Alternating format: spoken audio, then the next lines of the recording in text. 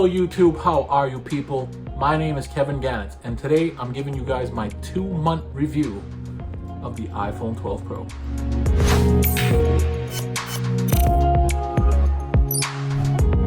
I want to give a disclaimer real quick. I was an Android user ever since the iPhone 4S came out. I was an iPhone 4 user and then jumped ship right after the iPhone 4S. It was basically the same phone, just they added Siri. It was all the same big forehead, big chin, home button. Nothing was really exciting. Last year, I switched to the iPhone 11 Pro because of my YouTube channel. I wanted to make vlogs, I wanted to make YouTube videos, and the best camera on a phone at the time was the iPhone 11 Pro. This review is coming from someone who recently switched to Apple about a year ago. I upgraded to the iPhone 12 Pro because one, remember I just said I had the iPhone 4, that was my favorite design Apple phone ever. This right here reminds me so much of the iPhone 4, the iPhone 5. I love the design of this phone.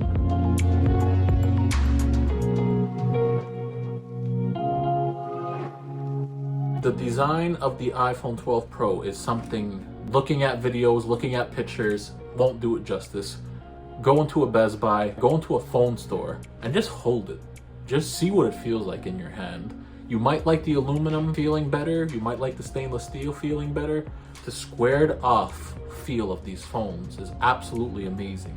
I don't know why Apple didn't do this sooner. Another thing I love about the phone is that the cameras are reliable. Right now I'm using, let me show you guys.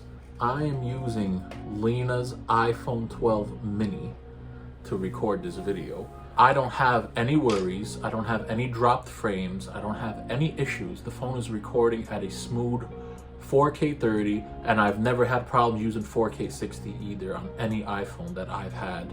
The iPhone 11 or the iPhone 12 series, and that's why I purchased them. If you go back and watch some of my vlogs that I filmed on the Galaxy S10e, for example, you'll see that the footage stutters here and there. It drops frames, it skips, a couple of issues here and there, things that a normal person wouldn't really care about. But for someone who's making YouTube videos and wants the videos to look nice and professional and whatever, coming from a smartphone, obviously, if you want to look professional, you go for a real camera. But I don't have a real camera. I want to use the phone to vlog because of the ease of use. I always have the phone with me. The phone's always charged. I never have to worry about that. I can bring phone chargers with me. I don't have to buy extra batteries. I don't have to buy extra SD cards, all of that beautiful stuff. That's why I vlog with the phone. The ease of use, it's always with me. I can post the videos to social medias. If I ever needed to upload a video to YouTube and I'm not home at Wi-Fi, I could use my cell phone to do it.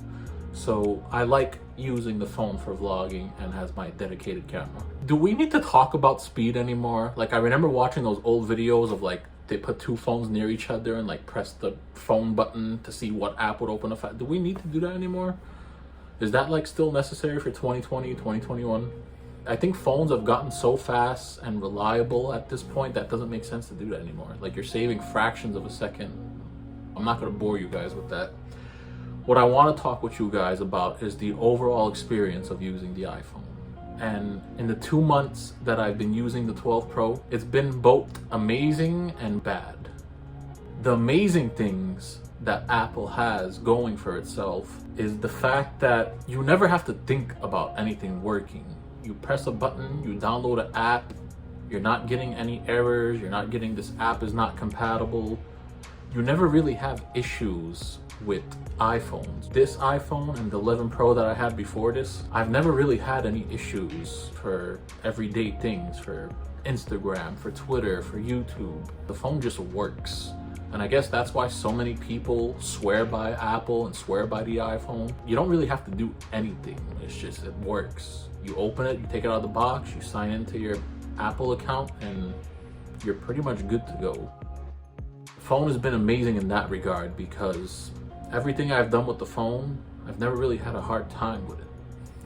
The bad thing that Apple is sort of starting to fix is that I feel like I'm using someone else's phone and I'm not allowed to do what I want with the phone. Does that make sense? I feel like Apple is blocking me from doing so much that I could do with the iPhone, and it's just, I have no say so, I have no choice.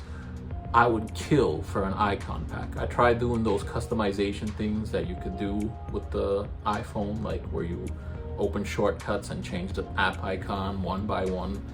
And it still has that notification thing that when you open the app, it says this app shortcut is ran successfully or something. Not a fan. I miss Nova Launcher. Any customization at all would be nice. I finally figured out how to get this phone to have, you see how the background is white with my logo on there? I found out now that I could make it when it turned 6 o'clock, the background turned black. If you guys want to see a video on how I did that, leave a like, leave a comment. If you guys are interested, I'll definitely make a video about that. Like for example, I had to download GarageBand today to make a ringtone on my phone. Can't make a ringtone without using GarageBand. On my Android phones, I would download an app called Zedge, or really, you don't need any apps at all. You just download an MP3, put it in the notifications folder or the ringtones folder, and you had it. That's it. There was no steps. There was no export as a ringtone from GarageBand and wait for that to load or go through all that process. It just worked. Now, you guys probably watched hundreds of iPhone video reviews already. I'm gonna give you the biggest issue that I have with the iPhone 12 Pro. The biggest issue I have with this phone is the battery. The battery has been atrocious on some days and fantastic on other days. I've did a bunch of battery tests, all these videos. If you guys wanna watch them, be my guest. I've had so inconsistent performance with this phone, it's not even funny. It's like, what's going on here? I can't figure out. I've tried enabling apps, disabling apps, downloading apps, uninstalling apps, disabling data in the background, battery saving mode. I tried everything, and I just get the most inconsistent battery results with the iPhone 12 Pro. On some days, I'll have 60% by the time I'm going to sleep, and then on other days, I'm dead by 3 p.m. It makes absolutely no sense. For example, now, if you guys are all typing in the chat, yeah, because you're from Android and Android, no. I use the iPhone 11 Pro since it launched until this phone came out. And I never had those issues with the 11 Pro. The 11 Pro was a smaller phone and had a better battery than this phone. The 11 Pro, I was getting anywhere from 6 to 8 hours of screen on time with the 11 Pro. With the 12 Pro, I'm getting around 5 hours. If I'm lucky, I'll get 6 hours. And that's when it's actually like being consistent, when I could actually get a reading on it. There are some days with this phone where I'm dead by 3 p.m. So besides the battery and the fingerprint magnet size that this phone has, is there any other issues? There's one. There's one major issue, and that's the price. This phone is not worth $1,069, which is what I paid for it. Toss in the wall charger, the wall brick, and then obviously if you're getting this phone, you're gonna at least think about getting the MagSafe charger with it, which is what I have. You're looking at another $60 on top of that, plus tax. This phone is not worth $1,100. The only reason I purchased the iPhone 12 Pro was because I thought that since I had the 11 Pro and I was used to it already, and there's still no Android phone that can compete with the way that Apple's phones record video. There is no, I don't think there's an Android phone that can compete with the 11 Pro yet, let alone the 12 Pro that just released. That's the reason I purchased this phone, is because I'm making YouTube videos. If I wasn't making YouTube videos, I would purchase the Google Pixel 4a. To me, that's like the most basic, perfect phone that you could ever need. It's got great cameras for taking pictures, and the phone just works, and it has Android on there. You can pretty much do anything. And the chip, again, I don't think the chips matter these days. You might be waiting a second or two longer than another phone, but like, is that really worth paying quadruple the price? If I was to get the Pixel 4a at $350, or the Note 20 Ultra at $1,500 or whatever it is, they both could do the same thing. The Note has a couple more cameras, got the S Pen, it's bigger. I don't think there's anything I can do on the Note that I can't do on the Pixel 4a. And the same thing goes with the iPhones. Whatever I could do on the 12 Pro, I'm pretty much doing it right now on Lena's iPhone 12 mini.